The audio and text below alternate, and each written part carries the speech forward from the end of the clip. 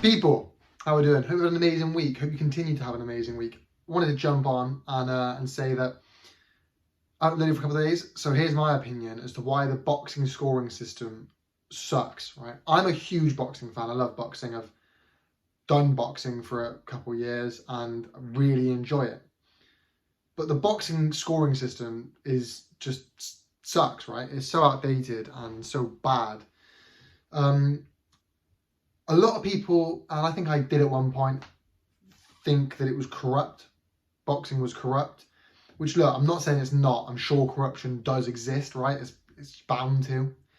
But through all my research and through all my knowledge, I can't really find a specific example in recent times of where a big match has been fixed or like corrupted. You know, outside of your obvious like picking judges from the same countries that are going to have bias and all this, right? But what I have found is that it's so subjective that it's broken. Like, the level of subjection leads to awful, like, bad decisions, not necessarily corruption. So the current scoring system, is extremely outdated, right? It's really old. So we've got effective aggression, ring generalship, defense, and hard and clean punches. They're the four main criteria. And within that, you do get things like I want to mention, for example, if you're heavily outboxing someone, really good effective aggression, people think, you know, you get a 10-10 round, the loser loses a point, so 10-9, a knockdown loses a point, 10-8, so on and so forth. It doesn't have to be a knockdown. If someone is dominating a round, it can still be a 10-8 round. You just don't see that, right? But that's a different conversation. The conversation I'm getting on is that it's just outdated. You've got effective aggression and ring generalship, which I think don't really make a lot of sense. And again, they're just so subjective. And defense and hard and clean punches, they're the two that are less subjective. So focusing on, you know, the first two. So effective aggression, right? You've got moving forward and being the aggressor, but also landing punches too. And then ring generalship obviously means who's controlling the ring, who's pushing the fight forward, who's pressing their style onto their opponents and taking control of the fight and the action. Then you've got defense. Now the key is defense. It's not running away, right? People see running away and go, oh, it's great defense. So people see great defense and go, oh, it's running away. They are two separate things. You know, watch a lot of the Misfits and you'll see people genuinely running away. You're not seeing Floyd Mayweather with his defense, or Muhammad Ali with his defense.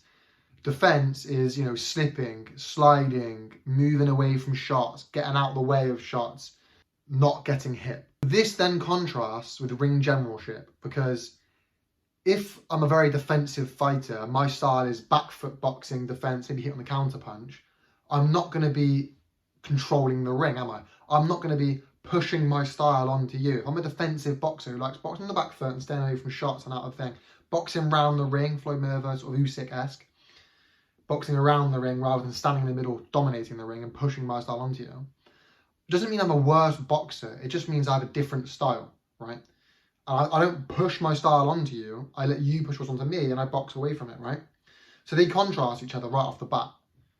If I'm a defensive style boxer, for whatever reason, and you're a very aggressive boxer, front foot boxer, they contrast each other.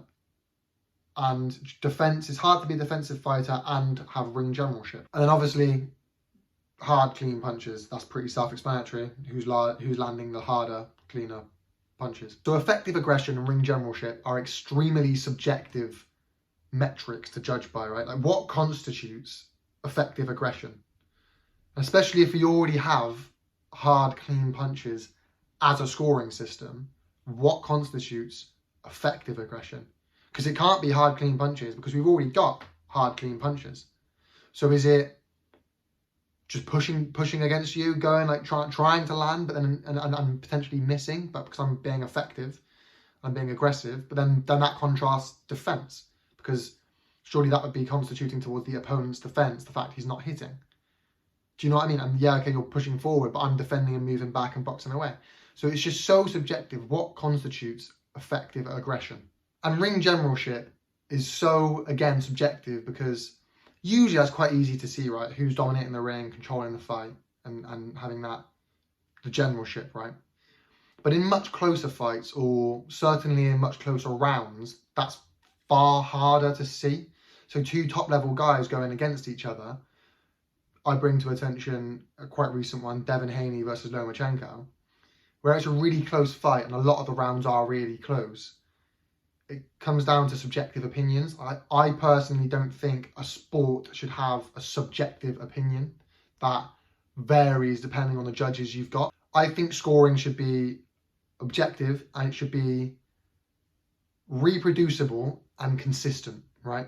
If you look at football, rugby, cricket, a lot of these sports, right, it's an objective scoring system that's reproducible and it's consistent across sports. That's not the case with boxing, and like I said, you can have a completely different outcome depending on what three judges you have on the night. I don't think that's a very fair system. Then you've got the question of volume versus damage, right? Which is worth more? Is volume worth more than damage, or is damage worth more than volume? Volume punching, should that get you more points? Or damage, should that get you more points? If I've outlanded you in a round, but you've wobbled me and hurt me, which is worth more? Again, it's subjective. If you ask a fan, it depends what judge you get on the night, and that shouldn't be the case. A very close round shouldn't depend on what judge you've got on the night. Oh, I outlanded him, but the judge was looking for damage. Oh, I hurt him, but the judge was looking for volume. A very close round shouldn't depend on that. It should be an objective metric in which it's unanimous and repeatable and consistent. You know, it shouldn't come down to... I hate it when you hear fans say, or it depends what you're looking for. It depends what you want in a fighter. It doesn't... Do you know what I mean? I don't think that's fair, because you shouldn't punish somebody based on their style. If they're a good boxer, their style works for them. They shouldn't be punished based off of what a judge is looking for. I don't think that's fair. Similar to how a sport shouldn't depend upon what ref you have, in like football and rugby, a sport shouldn't depend on what judges you have in things like boxing. The issue is, in boxing, we do have objective scoring systems. Again, I bring back the 10 must system. You start on 10 points each, and then the loser gets a point deducted, but also if there's a knockdown in that round, you get a point deducted. And if there's another knockdown, you get another one deducted, and so forth. Or if you're getting heavily outboxed, you can still have a 10-9, 10-8 round, because if you're getting just completely outclassed, they can score it a 10-8. You don't see this. A lot of times, if there's multiple knockdowns in the round, they won't give one of the knockdowns.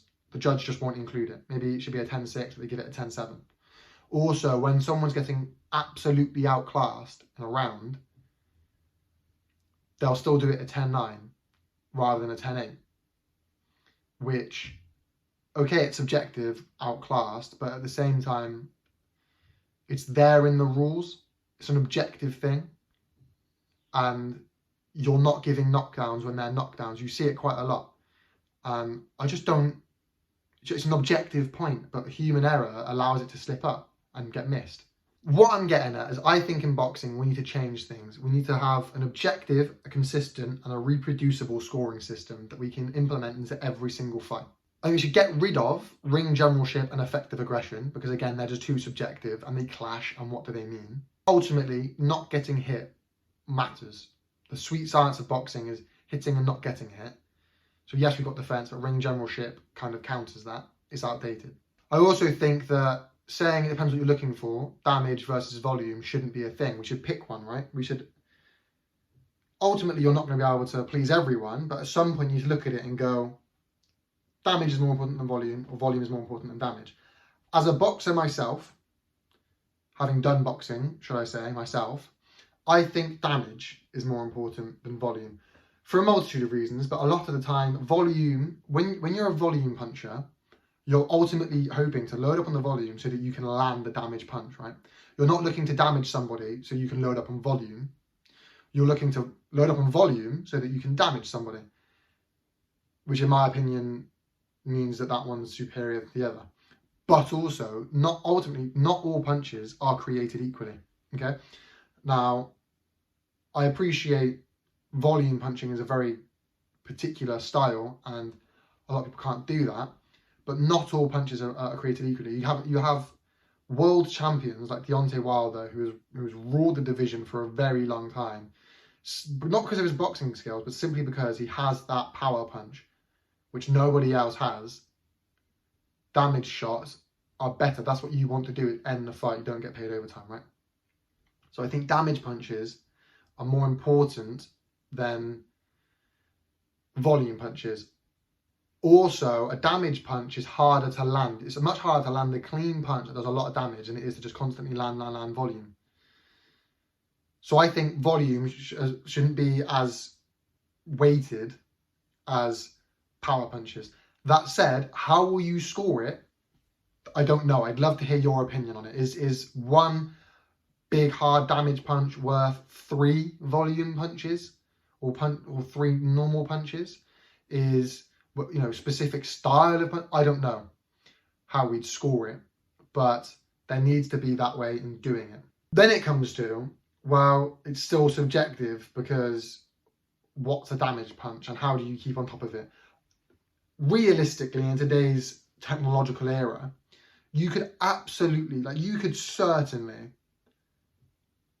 create a system, a program, a software that can do that, that can count punches, look at how well they've connected, the speed and the power, grade certain punches. There's probably already these programs out there that grade these certain punches and will score it accordingly. If you say one high damage punch is worth three normal punches, and it can do that, it can grade it, or you do it on like a star system, a 3-star punch, 2-star punch, 1-star punch, and it does it accordingly. You know, a 1-star punch isn't very good, 2-star punch, okay, and at the end of the round, it will give you taking everything into account, how many punches you've landed. You know, you landed less punches, but you landed more 3-star punches as opposed to 1-star punches, and those extra stars added up because damage is important. And objectively, at the end of the round, based on the criteria you agree on, comes to the same conclusion. And you can run the fight through 3 times on 3 different computers, on 3 different programs, but all have the same criteria and come out with the same result. That's what I think should happen. And you still have your ref in the ring that does knockdowns, and the computer system runs off the ref. If the ref says that knockdown doesn't count, doesn't include it. If the ref says it does count, it includes it. And you know, you can include some kind of human judge on the side to turn around and go, actually, he didn't slip, it was a knockdown, or vice versa. And the computer takes these things into account and turns it around. And maybe you don't even need the computer to be the judge. You can still have a judge, but the judge bases their scoring off of the AI computer system. In this sort of era,